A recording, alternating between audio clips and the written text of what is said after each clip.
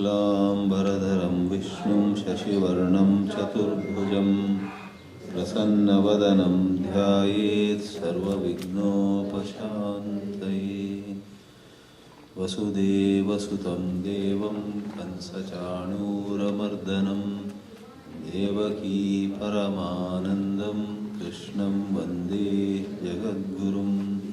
सदाशिवसमारम्भां शङ्कराचार्यमध्यमाम् अस्मदाचार्यपर्यन्तां वन्दे गुरुपरम्परां।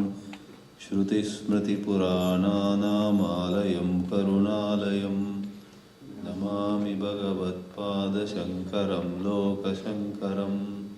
शङ्करं शङ्कराचार्यं केशवं बादरायणं सूत्रभाष्यकृतौ वन्दे भगवन्तौ पुनः पुनः। यैरिमे गुरुभिः पूर्वं पदवाक्यप्रमाणतः व्याख्याताः सर्ववेदान्तास्तान् नित्यं प्रणतोऽस्म्यहम्। ॐ श्रीगुरुभ्यो नमः। ॐ नमो भगवते वासुदेवाय।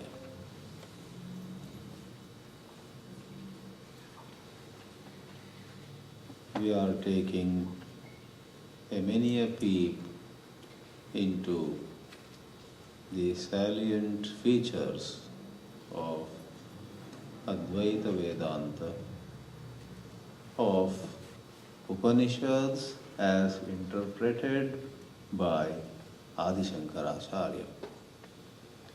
In this ninth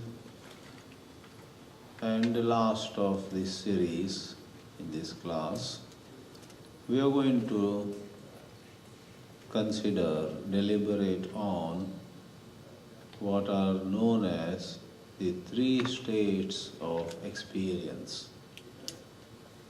Among the several ways of approaching the highest truth, several ways of arriving at the intuitive understanding of our own true nature, several ways of making a leap from the error domain, where the domain is marked by an individual knower and a world that is known.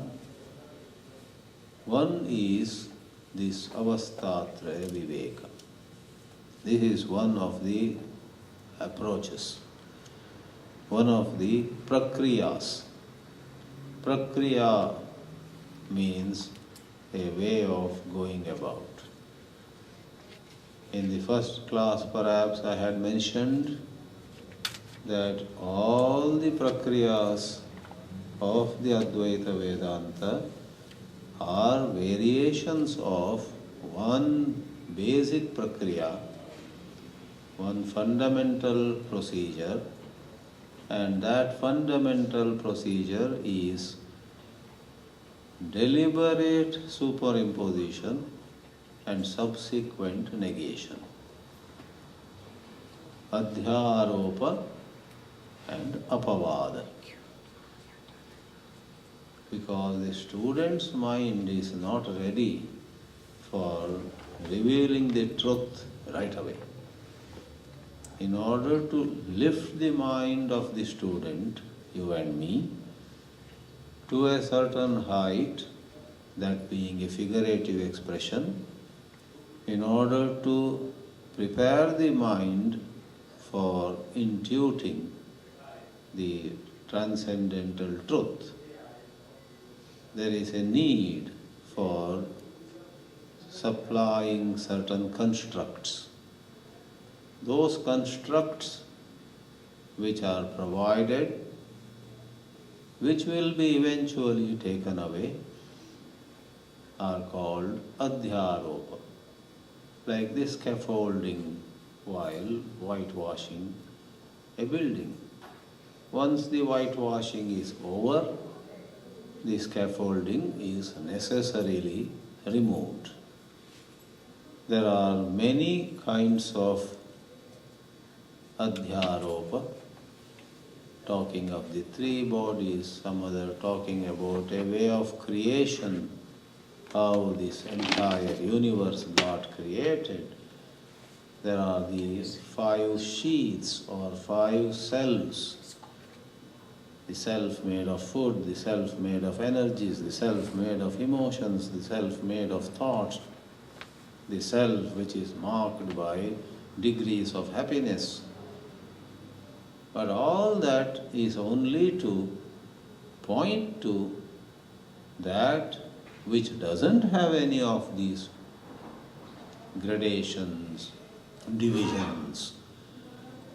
The whole Adhyaropa has certain components. The Adhyaropa necessarily has several things built into it.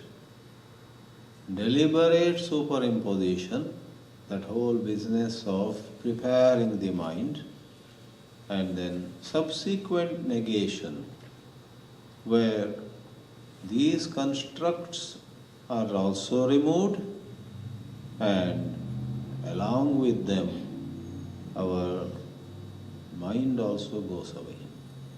The divisive mind, the separative mind, the bundle of thoughts which create the illusion of our being other than others or others being different from us.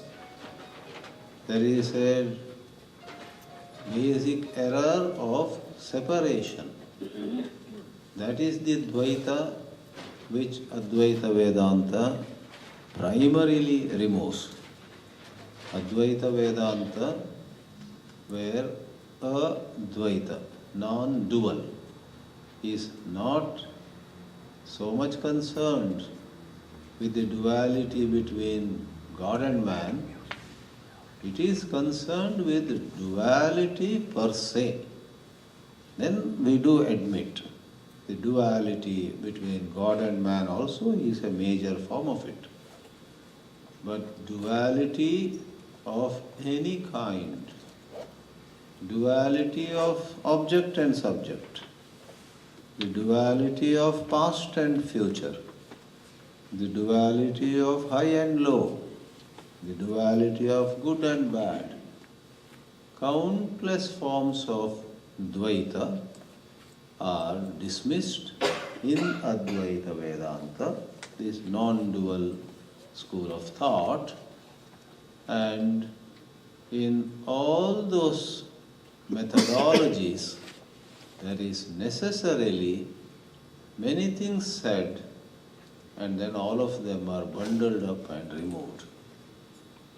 To conclude this refreshing and review of the basic prakriya, I may quickly quote a shloka from the Prakarana Grantha Atmabodha, where it is said, there is water where dust particles are floating, and in the olden days they used to have certain seeds of a plant called Kataka. The seeds of the Kataka plant were called Kataka Renu. And to clean the water, they would take a handful of Kataka Renu, the seeds of Kataka plant, and sprinkle on the surface of the water tank. Pretty soon, the seeds of Kataka would form a filmy layer, and by their own weight, they go down. As they go down, they gather all the dust and other floating particles and settle down at the bottom. The water above is clean. Today I believe alum and many other chemicals are available which also do a similar job. Using this analogy of Kataka seeds, there is a phrase in that shloka in Atma Bodha, Jalam Kataka Renuvat. Just as Kataka Renu cleans up water, when somebody is putting a handful of Kataka Renu, another person should not misunderstand and yell at him. Already that water has so much dust and I find you putting something more there. No, hold on. This will remove the dust and itself also goes away. Itself also will go away. So, that is the job of Adhyaropa. It will itself go when it removes our erroneous perception. So, many are the specific forms of Adhyaropa Apavada, and one of them is Avastatraya Viveka.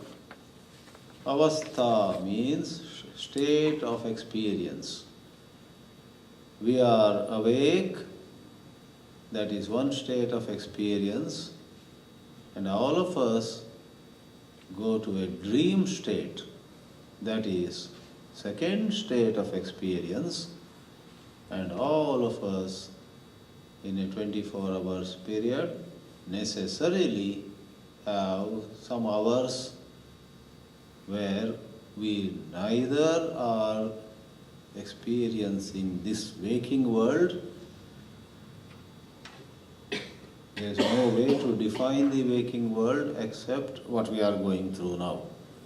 For this cannot be referenced in terms of something else.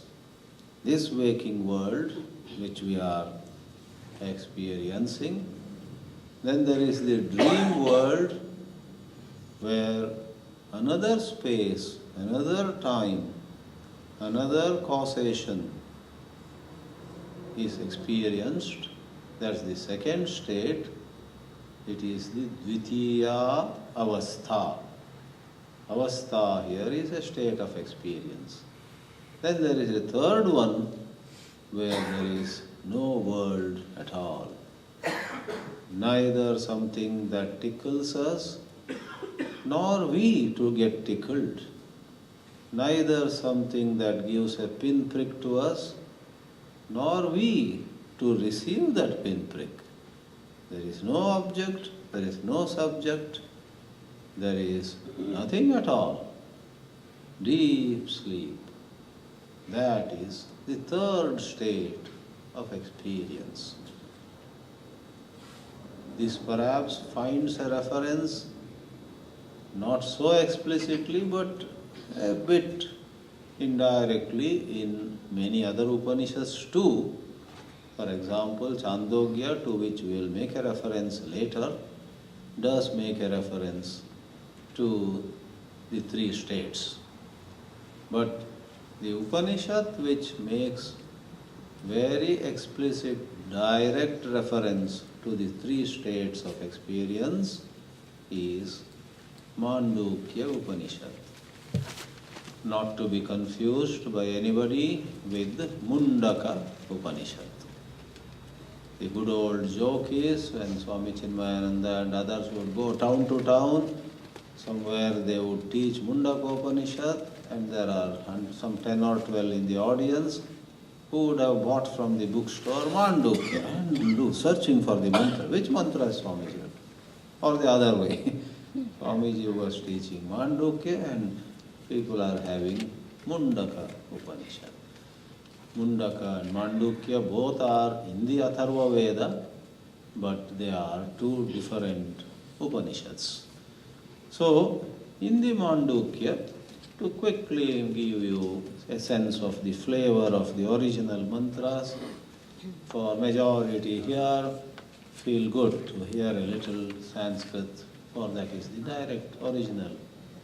Some younger generation, somebody, one or two people drop in every class who are born, raised here, and some of them have some exposure to Sanskrit, but some may not have. For them it is Greek and Latin. They will have a difficulty. But in this audience, I think it is worthwhile. The Mandukya Upanishad is the Upanishad which praises on one hand Om, Everything is Om, it says. If you ever wonder why Hindus regard Om with so much of adoration, reverence, it is numerous scriptures. An example is here. Om iti etadaksharam idam sarvam. Not just all this, but yad bhutam, yad bhavat, yad bhavishyat. Past, present, future, to left, to right, to up, to down. Everything is sarvam omkara eva. And whatever is, and if there is something beyond the three periods of time, yaccha anyat trikala atitam tadapi omkara eva. That is how it begins with a bang. Our focus is not on omkara. In the second mantra, the Mandukya Upanishad gives to us one of the most famous four Mahavakyas. Sarvam hi etad Brahma, everything is Brahma, therefore Om and Brahma are one. And then the Mahavakya is Ayam Atma Brahma. From the Advaitic interpretation, for the word Atma may be interpreted in some other way by some other school, but in the Advaita, Atma is the inner self. This inner self, Atma, is itself Brahma, which is everything. Ayam Atma Brahma is a major Mahavakya, that's fine. And Soyam Atma, this inner self in every one of us, which we say is Brahma also, is four-legged. It has 4 feet. This is Adhyaropa. The deliberate teaching method, deliberate superimposition, where the concept is introduced. I also call it a construct. A construct is introduced to be removed eventually. Soyam Atma Chatushpat. Chatushpat means Chatus 4, Pat is Pada. And then the first Pada is Jagarita Sthanaha, the waking state. To be precise, the one who is in the waking state, Bahishprajnaha, who looks outward and sees, oh, how nice these people are outside, how nice these trees, how nice those hills. Having a Bahishprajna. Prajna is feminine, but Bahishprajnaha is reference to the Jiva who has this outturned consciousness. And some description, Pratama Padaha. The fourth mantra says, Swapnasthanaha. In the scenario of dream, there is again this entity. We call this entity Antaprajna. By the outlook or point of view of us in waking state, where we have a very strong sense of reality about other people, we visualize the dream as though it is secondary, one notch below this waking state. If even in the midst of a Vedanta lecture, one of us for 2 minutes goes into dream and finds oneself in some kind of, for example, a scary condition, and then wakes up and then, no problem, I am not in danger, I am comfortable here, and one has a jerk, and the friend next to one asks, what happened? I just went to dream and now I am back. So dream is as though a diversion, as though a subset, as though something of a second degree, while waking is given the first degree reality. So the language also at this present is Antaprajna, it's all inside you. Whereas in waking you see the outer world. and dvitiya padaha, the second foot. As you know, pada shabda on one hand is step or foot, on the other, pada also is a quarter. For there are more four-legged creatures in this world than us, the two-legged.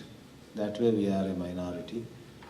Therefore, leg, I think in the languages, first came to mean a quarter. If it were human legs, one leg should be half, one of the two. But that is language, let's not get into linguistics now. Pada is a foot at some context and a step in another context. Here both are applicable because there are four padas. One is the truth is described in its four legs. An animal stands on four legs. The truth as though has four wonderful components on which it stands. The other step also is highly justified because an intelligent study of this avastatraya vishaya helps us to go step by step, understand the waking condition. You going through the waking condition, try to reflect from a spiritual point of view on who you are in waking state. That's a major step. Then deliberating more, reflecting more, thinking more, with the guidance of Shruti and Acharya, you go further, take another step. Swapna vichara, that is, thinking about swapna can be another major step in your sadhana. Then reflect further, a third major step. And then the fourth step is to appreciate that which never gets divided. The fourth step when you take, it is not that, aha, you are in the fourth step and look back at those three steps. When you take the fourth step, look back, there are no three steps. What happened to the three steps I had taken? And you find, since there are no previous steps, the fourth step also has no meaning. When you take the fourth step, you are in a domain where there are no steps, no divisions. But otherwise, in the journey, going by Sanskrit grammar also, padyate anena iti padaha. Pad means to reach. Padyate. And with this upasarga sampatti. Sampatti is wealth. And wealth, as all of you know, is something that we earn, that we accumulate, that we achieve. So, whether it is a physical journey, you walk from San Jose to Sacramento, or it is some other kind of attainment, wealth, knowledge, everywhere it is sampatti. Vidya vinaya sampannaha, someone who has gained lot of knowledge and lot of humility. Vidya vinaya sampanne brahmane gavihastini, there is a shloka in the Gita. So pada, in the context of traveling or attaining, is a step. Pada otherwise is 1/4, 25%. So swapna is also talked about. And then, thirdly, the Upanishad mantra refers to the dreamless, wakingless, that is neither the waking world nor the dream world show up there.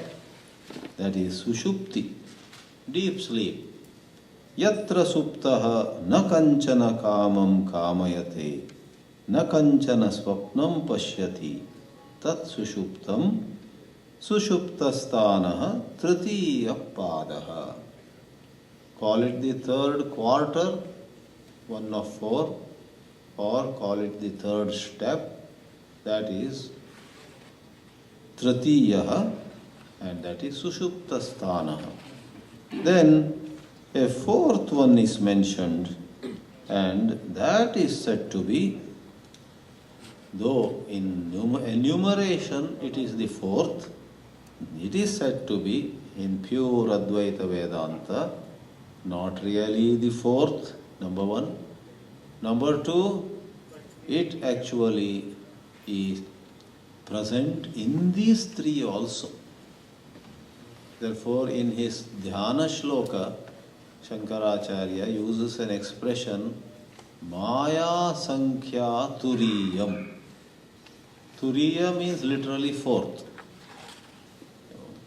If you are narrating Ramayana to your grandchildren in Sanskrit, you may say, simple Sanskrit, Dasharatho nama raja asi, tasya chatvaraha putraha asan, pratamaha asit ramaha dvitiyaha bharataha, tritiyaha lakshmanaha, tatha, you could say chaturtaha, but simply in the place of chaturtaha you can use a synonym. Turiyaha Dasharatasya Turiyaha Putraha Shatrugnaha Asit. Therefore, nowadays all families have only 2 or 3, but some place somebody gets a 4th child. Or though with all their heart had planned not to have more than one, the great lady had quadruplets, let's say. Because man proposes, God disposes. They said only one. We are not going to have 2. God said, but I had planned 4 for you. No, we are not going to. At one go, suppose God gives 4. Then the 4th child can be named Turiya. Or it's a girl, Turiya. Sanskrit grammar will go well with it. Anyway. So, it is said, and I will not quote too much from this Mandukya, but in the Mandukya, which is the shortest Upanishad, if you consider only the Upanishad mantras, not commentary, not explanatory shlokas written by Gaudapada, etc., only the mantras, is the shortest, 12 mantras. 7th mantra is regarded as the most profound and most comprehensive, most significant mantra, which has maximum food for thought. We'll read that and close the original mantras here. It's a bit long, not too long. Swami Chidanandji used to frighten us. Before you come tomorrow morning to the next class, all of you must memorize. Anyone who will not be able to recite will be sent out. He frightened us. And we all used to memorize, and sometimes he would not ask at all. It was just to frighten people. Teachers employ various tricks. Once when I was in the college, somebody from USA came. I was studying in Chennai. And our teacher wanted us to attend some of his lectures. But he had a fear that this visitor from Silicon Valley, I suppose, who is going to come and talk about some semiconductor physics, advanced topics, but it's not in the syllabus. So students may not care to attend. So he said, so-and-so of Indian origin, a former student of our institute, he is coming from San Jose in USA. He is going to give 3 lectures, and in the test I am going to conduct later on. There will be some questions from what he is going to say. Full attendance. Everybody making notes. Nothing was asked later on in the test or examination. Everybody was grinding their teeth. We could have skipped those 3 lectures by that, visiting alumnus of our institute. So Chinmayananda used to do such tricks, Strive. So what is that mantra? That 4th, it's not waking, it's not dream. See, one is waking and one is the entity who is experience waking. There's a distinction. So the fourth one, Nanta prajnam, na bahish prajnam, na ubayata prajnam, na prajnaghanam, na prajnam, na aprajnam, adrishyam, avyavaharyam, agrahyam, alakshanam, achintyam, avyapadeshyam, ekatma pratyasaram, prapanchopashamam, shantam, shivam, advaitam, chaturtam manyante, sa atma, sa vidneyaha. This is the mantra supposed to be, and it is, of course, full of significance. Talking of it as that where prapancha doesn't appear at all. Prapancha upashama, everything subsides. Shivam, most auspicious. True peace is only in this. Shiva means auspicious. And Shantam, Ekatma Pratyasaram. It is that the essence of which, Sara, is Ekatma. This alone is me. I am this and nothing else. Let me understand what I am essentially, then everything will be falling in place. Such sadhana significance also is involved in this Ekatma Pratyasaram. But Chaturtham, the word that I highlight here is Chaturtham Pada, the fourth Pada. All right. Through these basic mantras, we have a rough idea what these avasthas are after all. So to give a few more clarifications now, broadly speaking, as we have been saying in the beginning, there is Brahma, Ekameva Advitiyam Brahma. Advaita Vedanta takes that too seriously. Other schools interpret it. Advaita Vedanta takes Ekam Advitiyam Brahma, Neha Nanasti Kinchana. There is no division, no plurality. Nana means plurality. Kathopanishad has a mantra, Mrityoho sa mrityum gacchati, ya iha nana iva pashyati. Whoever sees even a little of plurality of any kind, of any division, that person will go from death to death. That is the sansara. Whoever, by implication, sees that there is one truth only, he, me, she, that, everything is one truth, conquers mrityu.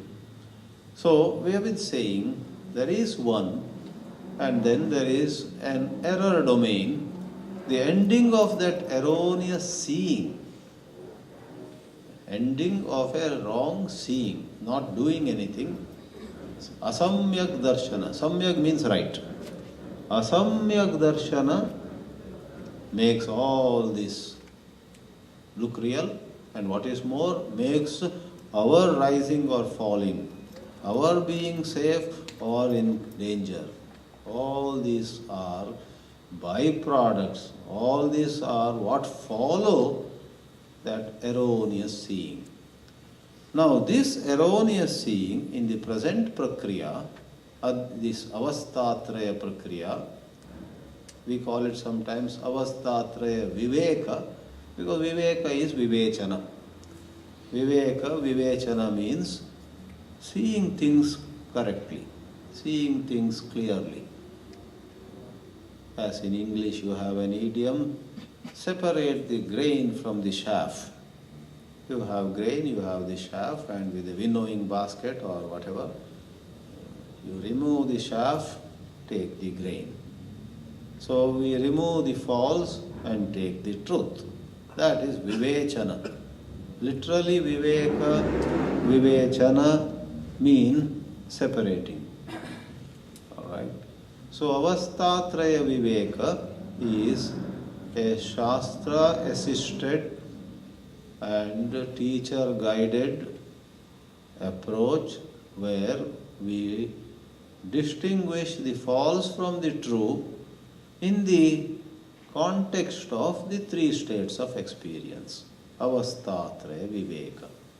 So before I quote a couple of lines from Sankara, let me share a couple of important points.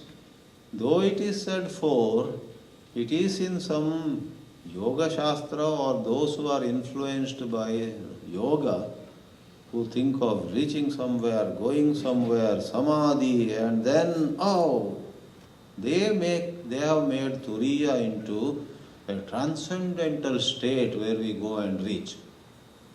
Advaita Vedanta doesn't consider the fourth really the fourth. It is the truth of the three.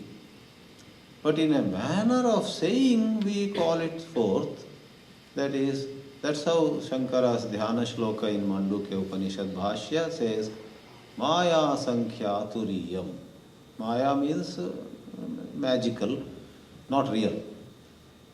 Don't take it as fourth really. The way we would explain this is, you have, let us say, a little doll of a boy made of gold. You have a second one, a little doll again of a young girl made of gold. Then you have a gold biscuit, or you want me to be generous in my examples, a gold brick. There is a saying in Sanskrit, Vachane ka daridrata. In my example, instead of biscuit, if I say gold brick, I don't lose anything. I don't have to give you a gold brick. Therefore, Vachane ka daridrata. Why do you want to be conjuice in giving examples? A gold doll of a boy, a gold doll of a girl, and a gold brick. So somebody counting says, look, what do you see? You say, boy.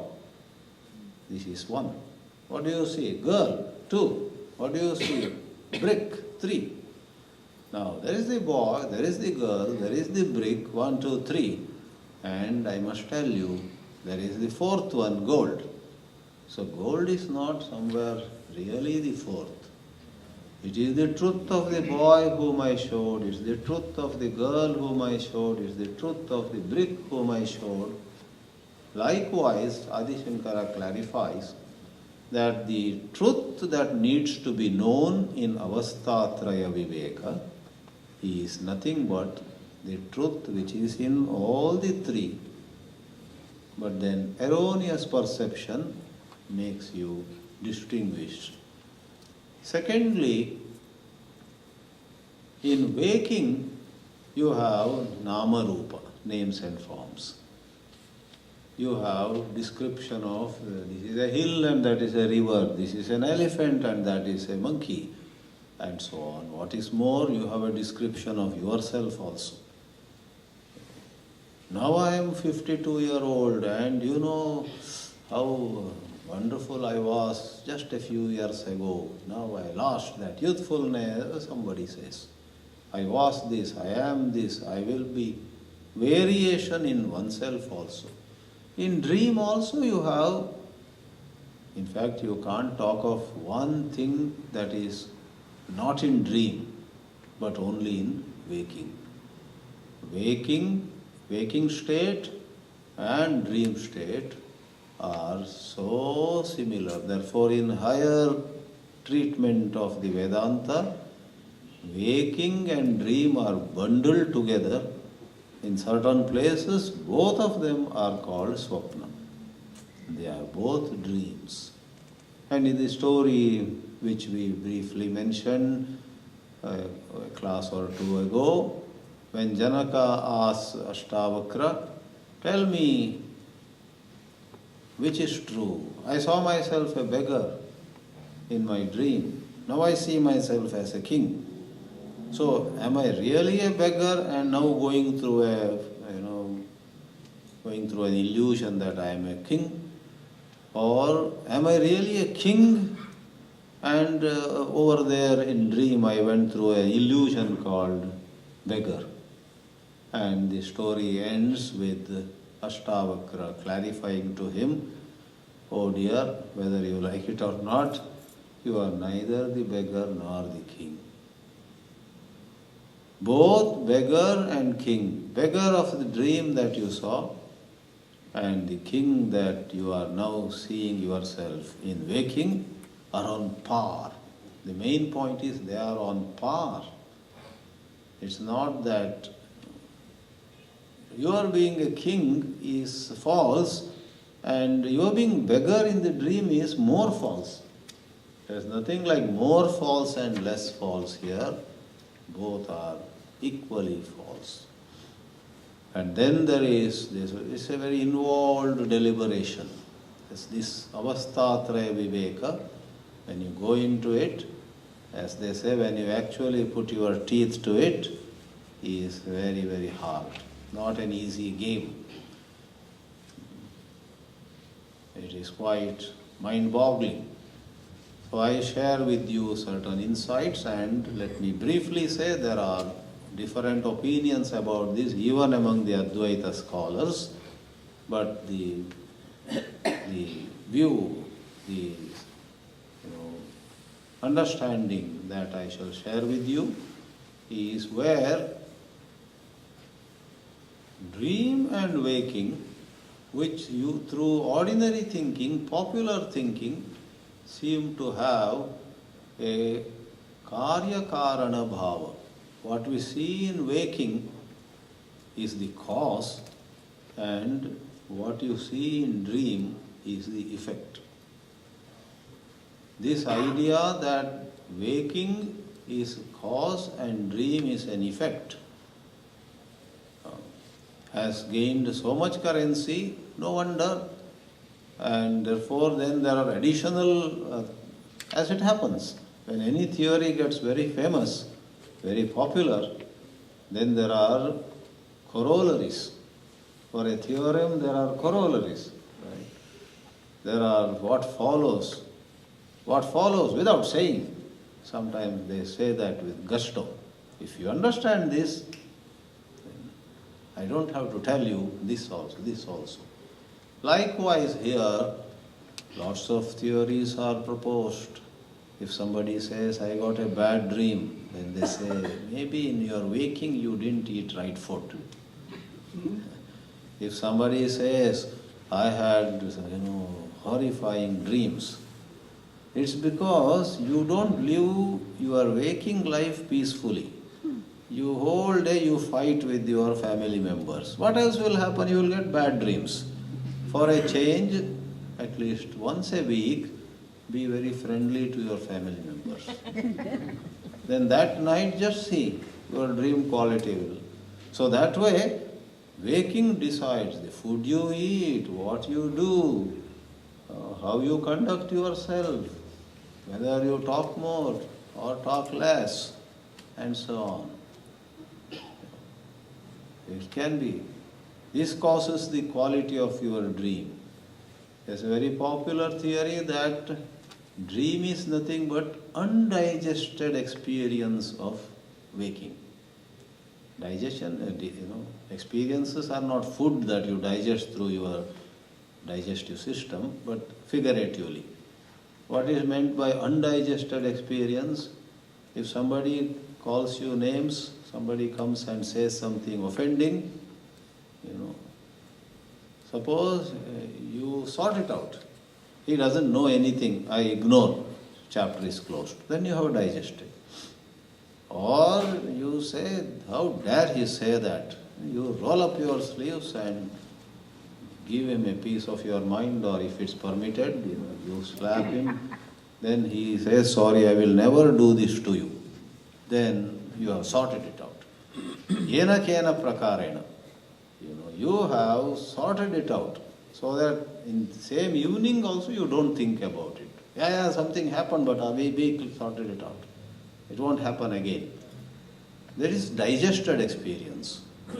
But if you went through a pleasurable or an unpleasant experience, where apart from all the ups and downs that happened in you during the experience, that evening also you are thinking, but no, I don't know why he said this.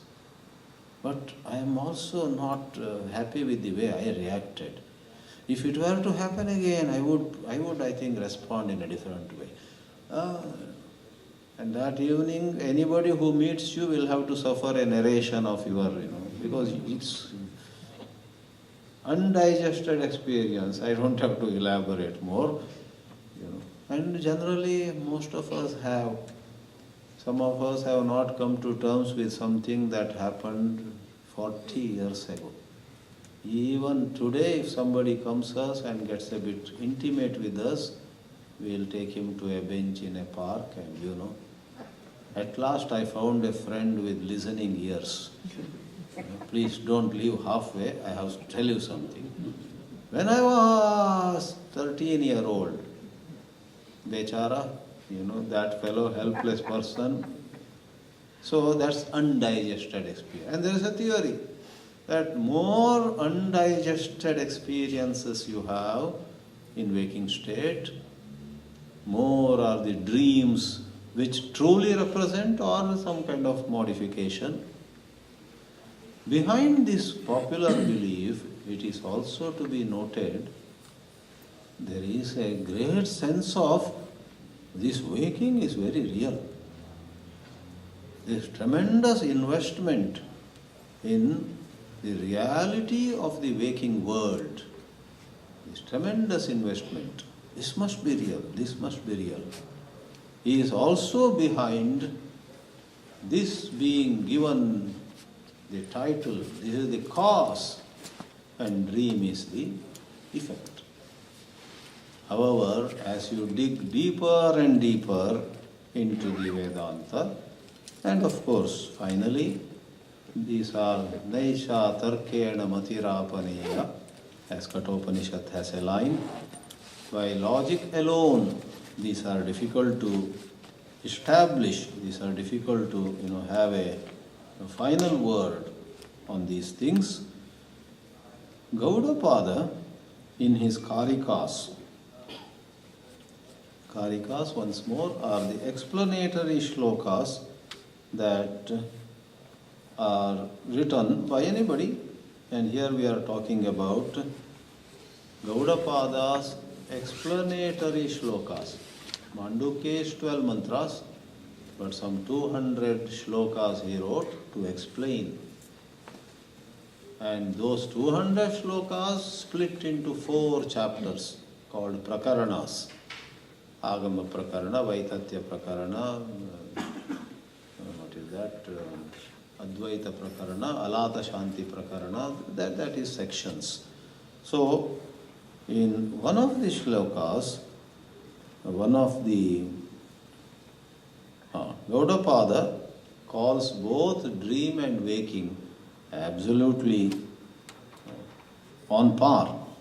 They are not different at all. Let me see.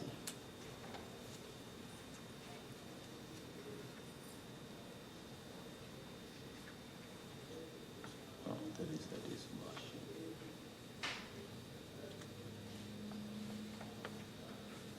That is also Bhashya.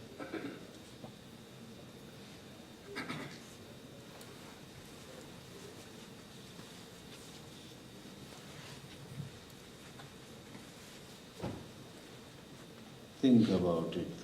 This dream and waking, could they be equal? Could they be on par?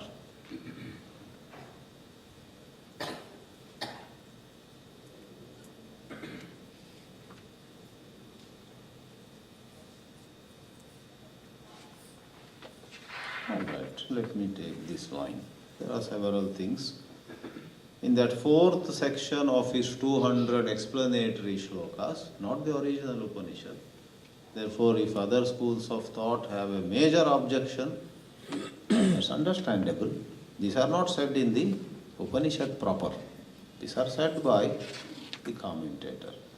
In fact, these are the shlokas, karikas, where Sankara has been, or before even Sankara, Gaudapada. Sankara, Gaudapada together have been called by their critics as highly influenced by Buddhism. Some of you may know, Sankara was criticized later on by many scholars as they gave him a title, Prachanna Bauddha.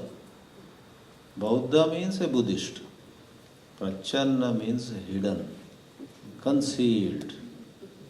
And recently I myself came to know that if you take Gauda, if you take Sankara as belonging to 8th century, Nagarjuna. Nagarjuna was a very great Buddhist. As you know, a whole lot of great Buddhist works were all written, leave Buddha alone, later on, the Buddhist literature, by very scholarly Indians. And then the whole thing went to Thailand and Japan and China and so many countries. And now even in United States there are lots of Buddhists and there are lots of websites where a whole lot of original works, translations, commentaries, everything is available. So Nagarjuna was an outstanding Buddhist scholar, and recently I am told that Nagarjuna preceded Sankara. And a whole lot of examples, illustrations, phrases, etc. that are found in Nagarjuna apparently are found in Shankara's commentaries. So they say he is influenced, or Gaudapada. But my own view is Shankara was aware of Nagarjuna's thoughts, and then he showed that the Vedanta in its Advaita Darshana actually takes meaning, it has Nagarjuna's views as a subset. In other words, what Nagarjuna or Buddha etc. found had been said before, they could see a partial glimpse. And here is the total. The Advaita Darshana, which fully accommodates God, which fully accommodates various bhakti sadhanas and so on, and many other things, was partially glimpsed by Buddha, and he made a system. So this is very different from borrowing or just picking up. And if some expressions and phrases are used, that cannot be a major objection.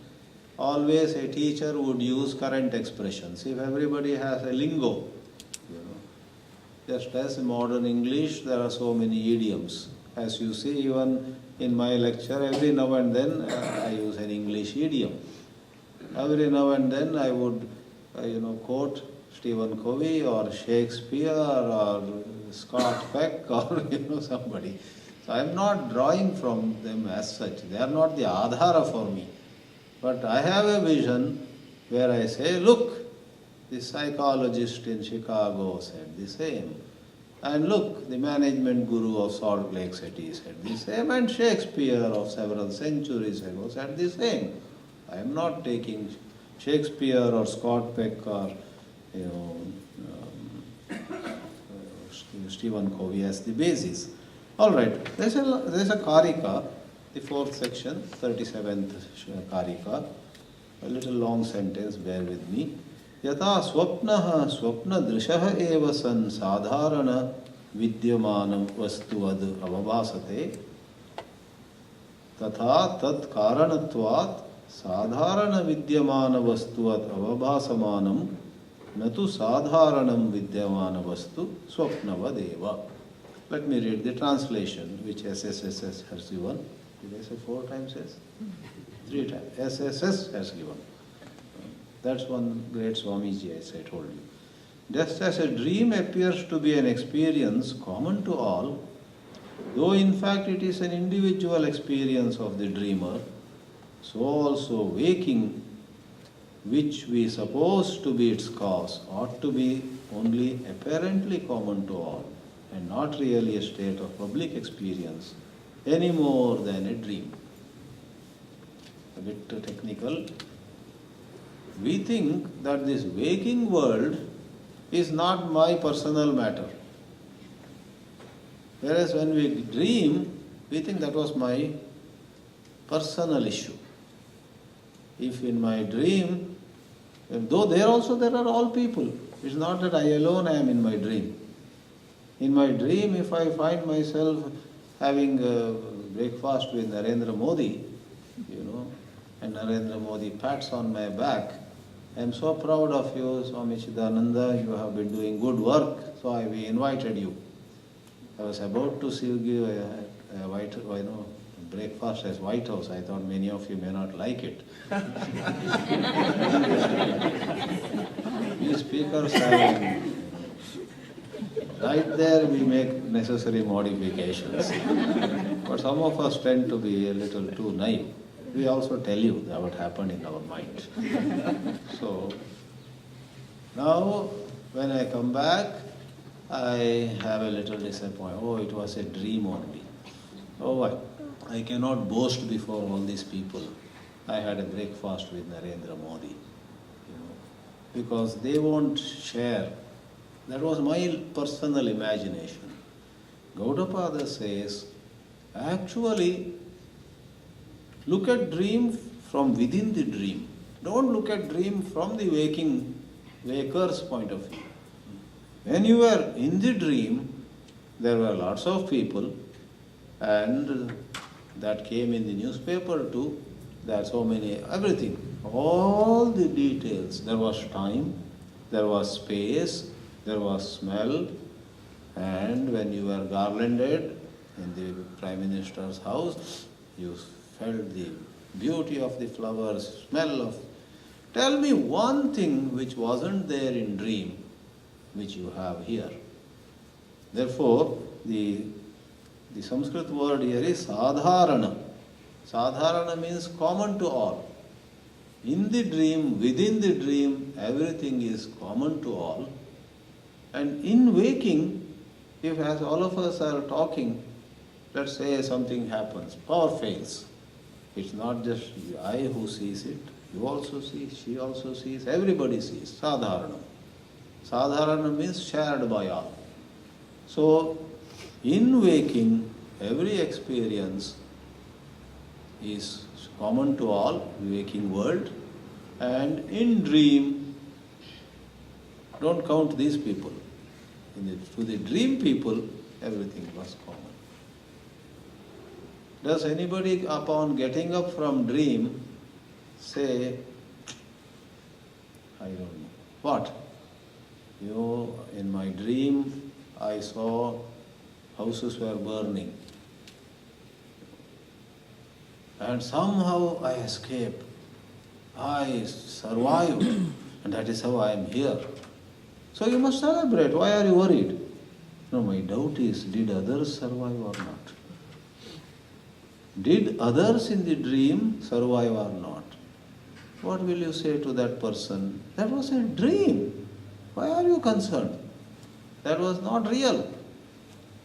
Just as we completely let go of an idea of others, there are no others. Likewise, in the waking, unless you think of dream as a second, that's your presumption. Therefore, Gaudapada's Karika itself says, Swapnava Deva. It is like dream only. This waking in all kinds, in all aspects, has total similarity with dream. This can be of great help, though it may appear far-fetched. In your self-inquiry, this can give you a major, sudden progress. As long as you do self-inquiry, who am I? But then you hold the outer world as independently real. Your self-inquiry is stunted. When you conduct self-inquiry or the contemplation on the Vedanta, you wonder, who am I? And then you let go of this idea. I am inquiring into this personality of mine. Let go of that. Inquire into the entirety of your waking experience. Entirety means the whole thing as you perceive. Partial means I have no doubt about who she is or who he is, but nowadays, after hearing Swami Chidananda's lectures, I have begun to doubt who I am. This is partial. Just like that man who got up from the dream said, I am convinced I survived that fire, but I am not sure whether those other people in the dream survived or they all got burnt up. Just as the dream is one whole, right?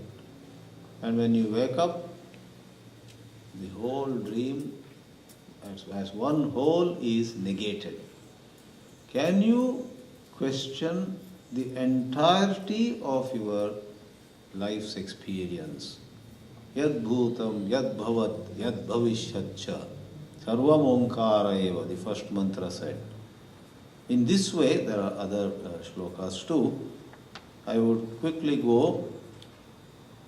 This was 4th chapter, 37th Karika by Gaudapada. In a couple of verses later than that, as Gaudapada hammers on how the entire, that is important, the entire object, subject, distant and near, past and future, that whole thing is to be held in view, and one has to question one's investment, psychological investment. One has to question, go to the roots of everything. Likewise, you have, he hammers on all those points. 4 verses down the line, 441 of Gaudakavada Karikas, Sankara makes a comment.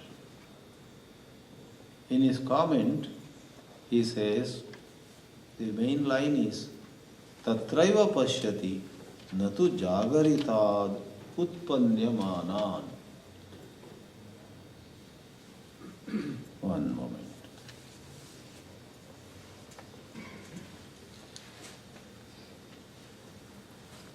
Yes. A very short commentary, but in this short commentary on 441, Sankara makes a line that is highly in favor of dismissing the popular belief that dream is an effect of waking. So what does Sankara say? He says, Swapne viparyasad hastyadin pashyan iva vikalpayati. In dream, the intelligence in you notices hasti adin. Hasti means elephant. In dream, someone sees elephants. As an example. Now comes the line which I already recited once. Tatra eva pashyati. If you see an elephant in dream, you are seeing the elephant there only. It is completely internal to dream. What do you mean it is internal to dream? He makes it clear.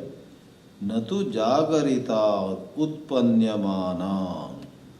Please do not take it as utpadyamana. Utpatti, rising, coming into being, being born. Jagaritad utpanyamanan na. That is what made SSS hold, and then he found lots of such statements at other places. Then he gave importance to them. He took those statements as more cardinal, more primary. Just as in the first class we had said, the 3 schools of thought came to 3 different positions because mantras, shlokas are scattered over the Gita, Upanishads and Brahma Sutras. Broadly speaking, if you were to sit with a pencil, you can mark at various places mantras of one kind, call them A. This is A type, or this is also A, this is A, spread over. They are highly in favor of Advaita angle of view. Then second day you say, okay, let's again go through all this. Let's look for mantras which seem to favor Dvaita. You will find lots of shlokas and mantras. You call them B. Then on a third day, Vishishtadvaita. part and whole or something. See. And you make a table. I found 800 mantras in Upanishads having a distinct flavor of Advaita, and 2500 in favor of Dvaita, and maybe 1100 in favor of ABC.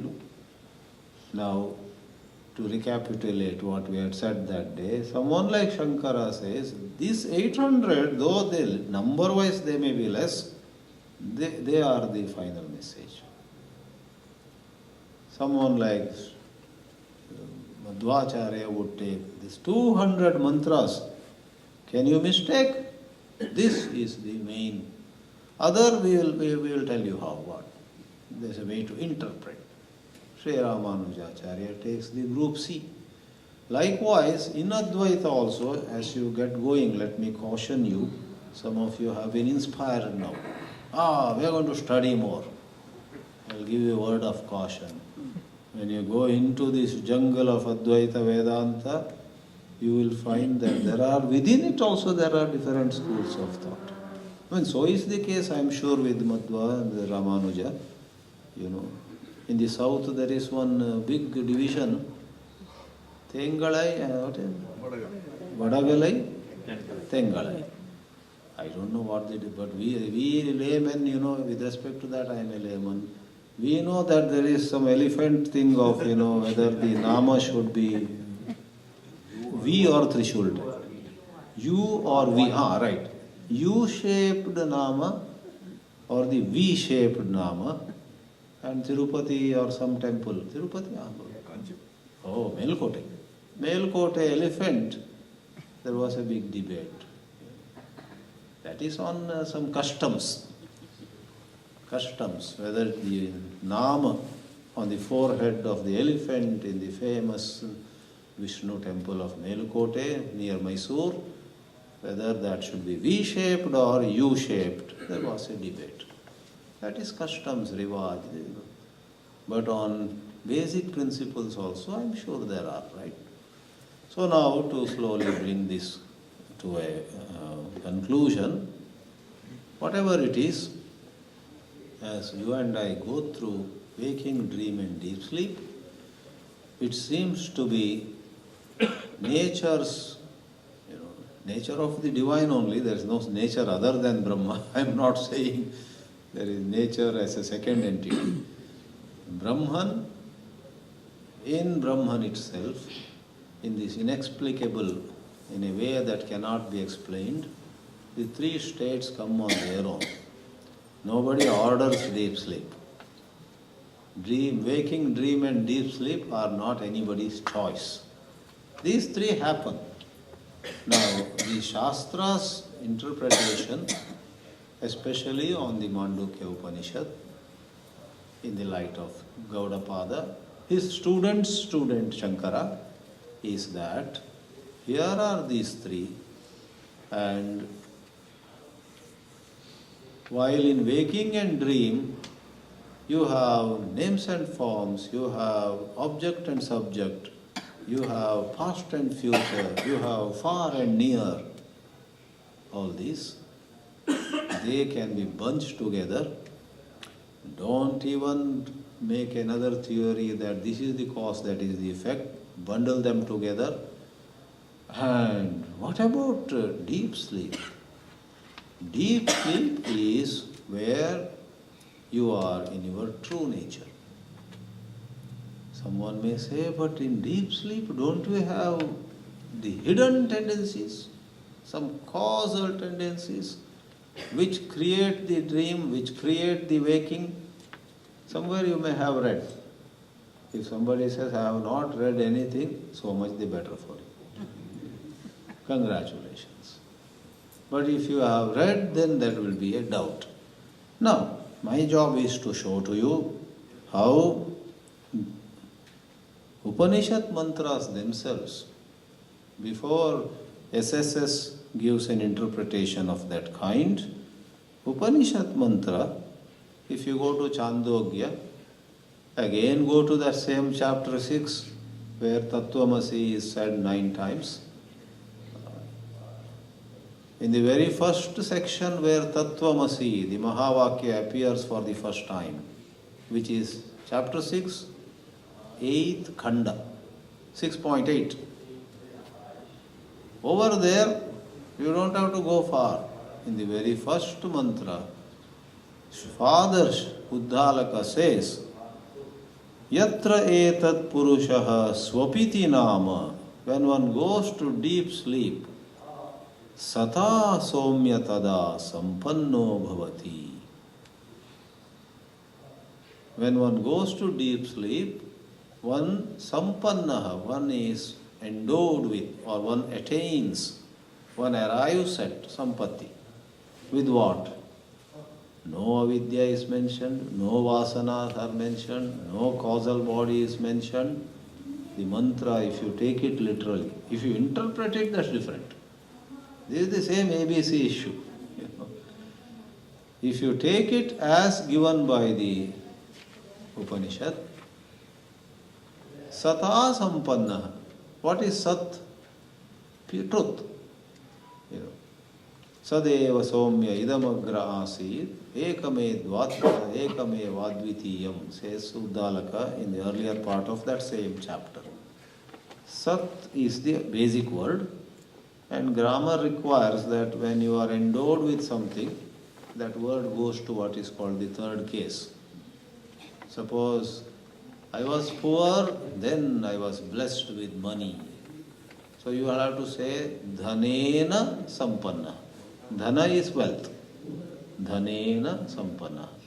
Likewise, if one is blessed with pure truth, Sat becomes third case of it. Sata Sampanna. So this says, Yatraitat Purusha Swapiti Nama Sata Somya Tada Sampanno Bhavati Swam Apito Bhavati. He is going to his own true nature over there, and so on. And there are some more mantras too. So to sum it up, it seems to be an autopilot mode within the error domain. Nothing is real here, but within the error domain, again and again, in deep sleep, we are in touch with our own true nature, freed from any trace of ignorance, any trace of vasanas and all those things. And as the error again takes place, then one is deluded. Vedanta, Shastras set out to correct this error. And in the matter of correcting this error, among many other tools they use, one tool is this 3 avasthas. Look, this erroneous perception is to be questioned. Ramana would say, question who you are. You say, I lost my house, it went up in fires, I am in grief. Hold on. When you say, I lost, what is that I? Ramana questions. That is also a prakriya. There is no avasthatraya there. Here, you are awake, you go to dream, you go to deep sleep. In your deep sleep, where is any sorrow? Let me conclude saying, Ramana Maharshi used to say, try to be in Jagrat Sushupti. He coined a new word, or maybe it is there in some book.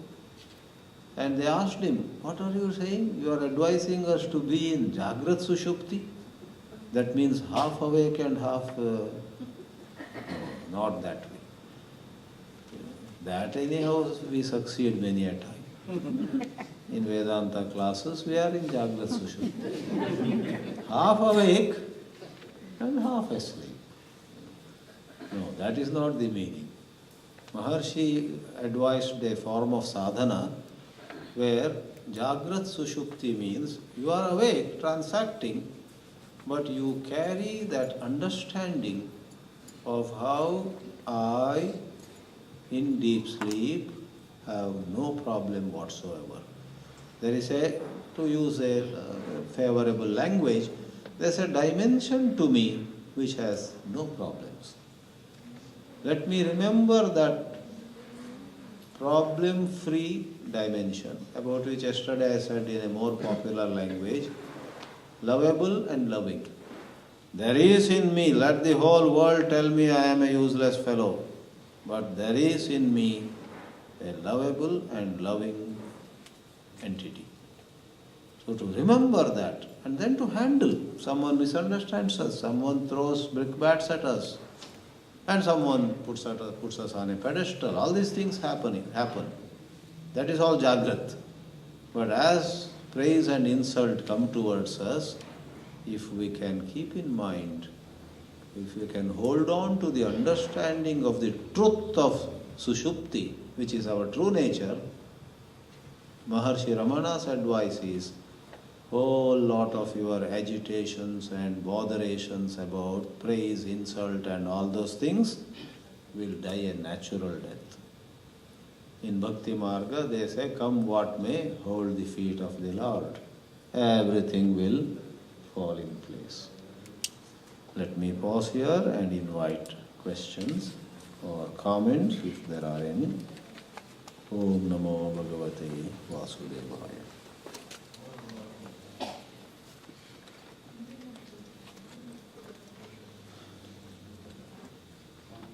Yes. The name Mandikya Upanishad, is that reference to why it is called Mandikya? What I remember is one is possibly the Rishi to whom the 12 mantras were revealed had the name Manduka Rishi. Possibly. That is said by scholars.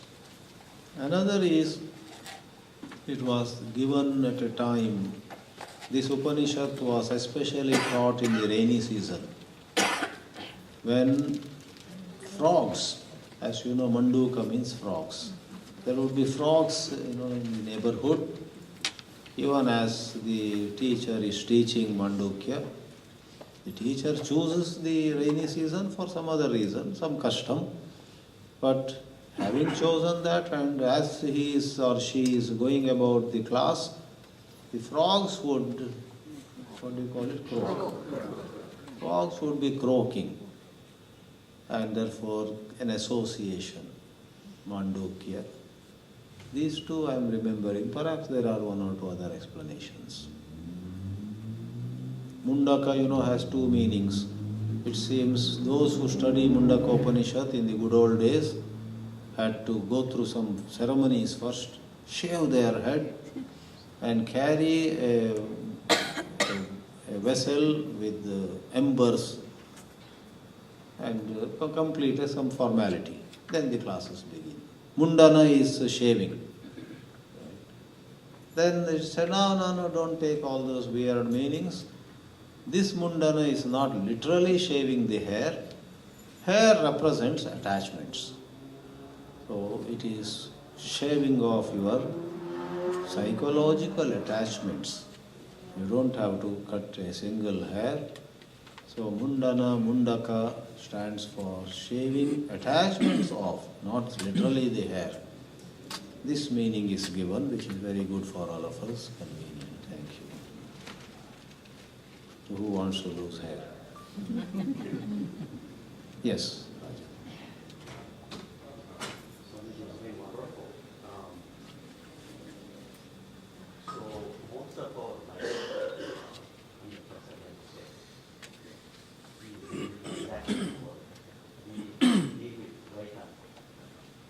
In the transactional world, we deal with Dvaita.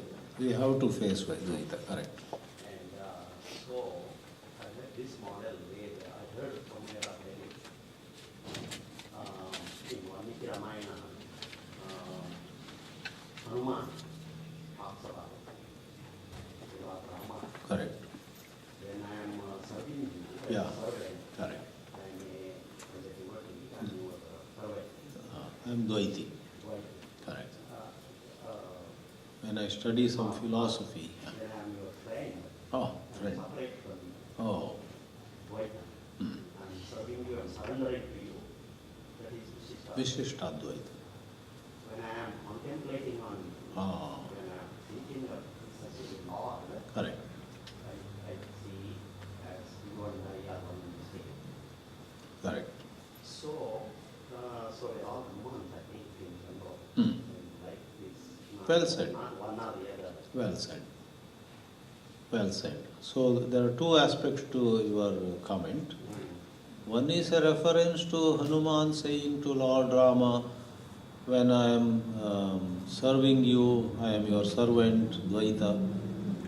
When I am your friend, Vishishta. serving is I am close to you, Vishishtadvaita. I'm surrendered to you, Yeah. serve you. And Dvaita is when I'm your friend. I am your friend, I am Dvaita. But when I contemplate on your glory, on your supremacy, I find that you only exist. That is one only. His point, that is a well-known shloka. Another version of it is Deha buddhya dasoham jiva buddhya tvadamshakaha atma buddhya tvamevaham iti me nishchitamatihi. So whether what you said or the shloka I said with slight difference, one is, the three schools being merged in one. First of all, scholars have got angry with it, the non-Advaita scholar, that there is no such shloka in Valmiki, they say. Yeah. In fact, they challenge, show me where it is said. It is not in authentic versions of any of these, Ramayana or Bhagavata, nowhere it is there. So a mischievous Advaita fellow has made it. That is one. There are like rope and snake. Show me one rope or one snake in any Upanishad, Maybe rope alone is found somewhere. But second part you said is interesting. That interests me even more. You said in daily life interaction, transactional world, we go through all three. So none of us is a real Advaiti, none of us is a real Dvaiti, none of us is a Vishishta. When we are all the three. Yeah, that is just as, the Varna Vedas also. Sometimes every one of us is desire of knowledge, delighting in knowledge, Sattvic. Everyone is a Brahmana there. Everyone is a Kshatriya, same afternoon maybe, where you roll up your sleeves and I am going to set right this injustice. Everyone, financial issues and Vaishya doesn't mean any greed or anything. It is able handling and having ruchi, inclination for handling finance. And Shudra, every time, all of us at times just say to anybody, maybe to spouse only, I'll just do what you say. Paricharyatmakam karma Shudrasyapi svabhavajam. Two more questions we'll take. Then of course we are all together in, Ramesh Hariyar. What would be Krishnamurti's take on the Avastatraya that you discussed today? Krishnamurti never took that setting at all. It is a setting, right? And I would imagine that if Krishnamurti were to be asked, what about waking dream and deep sleep? He perhaps would say, look, you are awake, I am awake. Let us examine and understand this waking. Just as when they asked him, what about after death? He said, I am more, we are concerned with what is before death, number one. Number two, he said, this asking what happens after death is a clever escape of the human mind. You don't want to face the realities of life. You want to take comfort in some fancy, Buddhism says this, Hinduism says this, and so on. He called it an escape, which has some truth in it. Some people do so. Some people use. There is a fight at home and they say, I have to go to Vedanta class. And when they come back, okay, shall we talk now? I have another class at 4 o'clock. And then this is to get out of this daily fight, I should have more classes now. But that doesn't mean that those who go to Vedanta classes are all escaping. So therefore I said there's some truth. Sometimes all of us do. We take more work to escape from some real thing that has to be sorted out. Krishnamurti called a whole lot of things as escapes. So there is some truth in it, but We wish he had given some balanced answer. Yeah, Suruchi. So, Swami, would it be accurate to say that, what you described about the deep sleep, Yeah, we are in touch with our... correct. We are the pure self. Right, so then, is that the state we have to aspire to? Is that what Turiya would be, being in touch with ourselves? That even when we are awake, Correct. we're actually Correct. in the state that we are when we are in deep sleep, which is Turiya. Correct. Okay. The gold boy, the boy's doll, right there is gold only, without having to do anything. The doll of a girl made of gold, we don't have to convert it into a brick or some other. It is already gold. So that way, even as I feel I have succeeded, I have failed, I got insulted, whatever it is, right then, the truth of our being is Sat. So we are the Turiya right away. Vedanta says you are the Turiya here and now. Those influenced by yoga imagine that Turiya is an extraordinary experience. They say this morning I went into deep meditation and I touched Turiya and came back. That is a yogic, very popular. A lot of people imagine like that. In Sankara Vedanta, Turiya is not something you go and come back. Turiya is what you are. It is the Atma Tattva. You always are the Turiya. Therefore, Maya Sankhya Turiya. Vastutaha na Turiyam, Maya Sankhya. Last question, last comment, last laugh. Okay. Be it Jerry Krishnamurti or Ram. Ah. They simply say,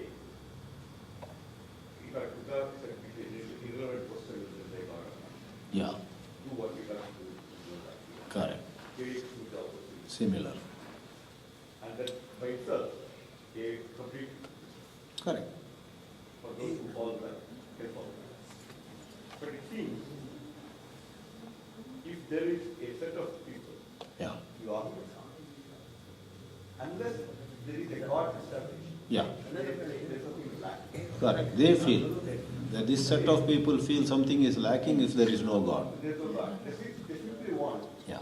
they can't accept a situation where there is no ultimate God or anadi, whatever that Yeah. is. Beginningless truth. Beginning. So, one of the major reasons Buddhism did not survive as much in India, the Indian Psychic. is so belief wants the God to be there. Yeah.